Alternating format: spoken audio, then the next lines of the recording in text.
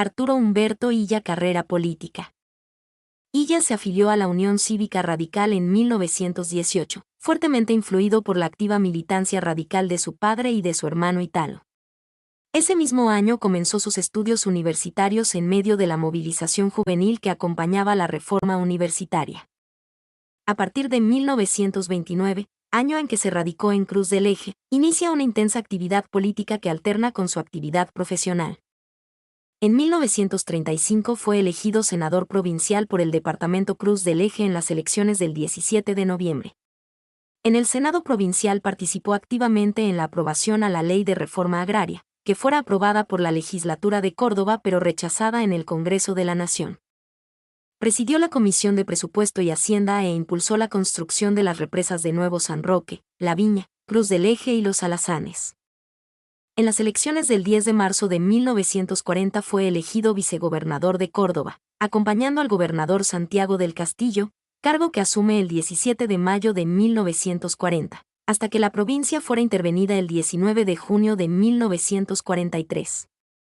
El 20 de abril de 1948 asumió como diputado nacional, cargo que desempeñó hasta el 30 de abril de 1952. Formó parte de las comisiones de Obras Públicas e Higiene y Asistencia Medicinal. Luego de la muerte de Amadeo Sabatini, fue reconocido como representante del sabatinismo o Línea Córdoba, una corriente interna de la Unión Cívica Radical formada en la década de los 30, que se diferenció tanto del unionismo como del movimiento de intransigencia y renovación. Siendo diputado nacional por Córdoba fue parte de los comandos civiles que ayudaron al golpe de Estado de 1955. Camino a la presidencia. Luego del golpe de Estado del 16 de septiembre de 1955 que derrocó al presidente Juan Domingo Perón, se reinició un largo periodo de inestabilidad política en la Argentina. Los militares proscribieron al peronismo y sus simpatizantes recurrieron al voto en blanco para expresar su rechazo a las elecciones convocadas sin su participación. Por otra parte, la Unión Cívica Radical se dividió en dos, según la postura que cada sector asumía frente al peronismo, rechazando, radicales intransigentes, o aceptando, radicales del pueblo, su proscripción. En 1962, el presidente Arturo Frondizi, un radical intransigente, legalizó parcialmente al peronismo, que triunfó ampliamente en las elecciones para elegir gobernadores provinciales del 18 de marzo de 1962. 11 días después Frondizi fue derrocado, detenido y apresado en la isla Martín García. Durante la madrugada José María Guido fue nombrado presidente provisional, quien anuló las elecciones, volvió a proscribir al peronismo.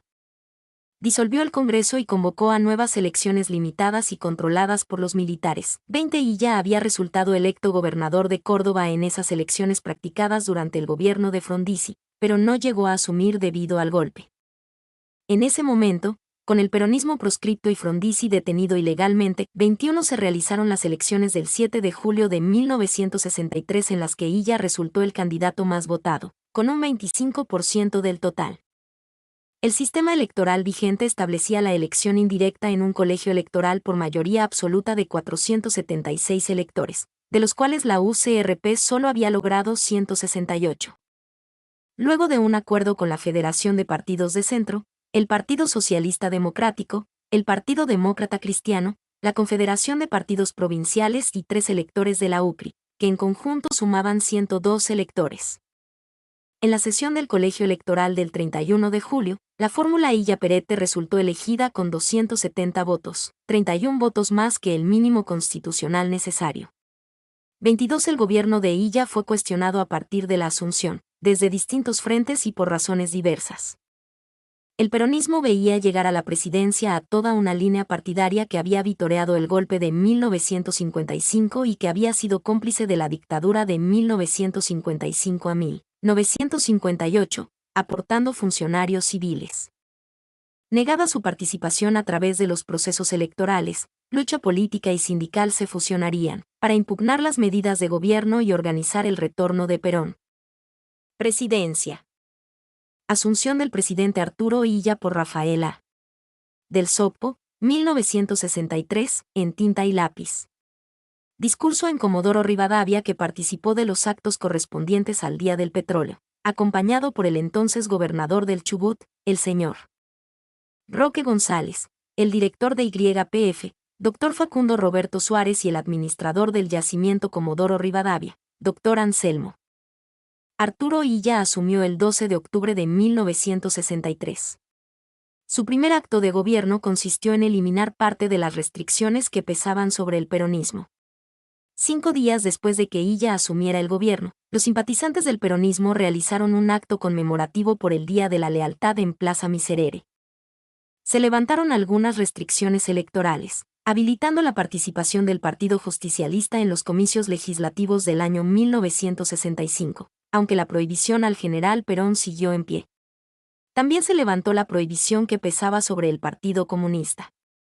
El 17 de octubre de 1964, se reunieron una multitud de peronistas en Plaza 11. Durante la desconcentración se produjo una violenta represión policial ordenada por Illa. El 17 de octubre de 1965, el gobierno radical prohibió el acto programado en Parque de los Patricios con la presencia de María Estela Martínez de Perón. El mismo terminó con represión policial y 659 obreros detenidos. También, en dicho año, se reprimió con dureza un acto en homenaje a los caídos de 1956 en Parque Las Heras de la ciudad de Buenos Aires. Por el plan de lucha de la CGT, el sindicato fue perseguido. Mi nombre es Demim.